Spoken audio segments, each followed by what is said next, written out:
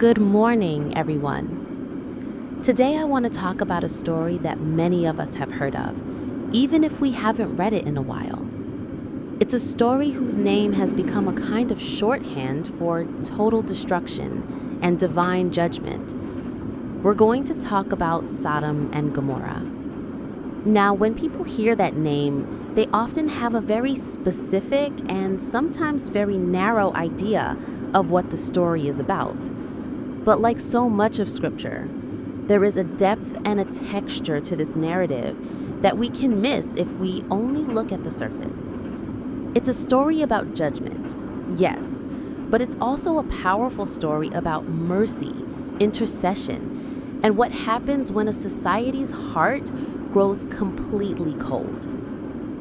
Our journey begins not in Sodom, but under a tree with our father in faith, Abraham, in Genesis chapter 18. Abraham is visited by three men, who we come to understand are the Lord and two angels.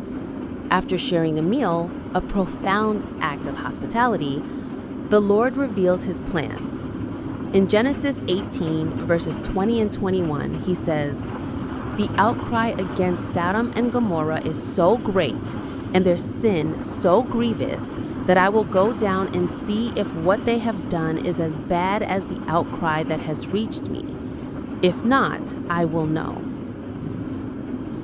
The first thing to notice is that God doesn't act on rumor. He goes to investigate. The outcry, the groaning from the earth itself, has reached heaven, and God responds. But what happens next is one of the most remarkable conversations in the entire Bible. The angels head toward Sodom, but Abraham remains standing before the Lord. And he does something incredibly brave. He challenges God. He draws near and asks, "Will you sweep away the righteous with the wicked? What if there are 50 righteous people in the city? Will you really sweep it away and not spare the place for the sake of the 50 righteous people in it?" This is Abraham, a mere man, bargaining with the creator of the universe for the lives of people in a city known for its wickedness. And God's response is beautiful. He says, "If I find 50 righteous people in the city of Sodom, I will spare the whole place for their sake." Abraham gets even bolder.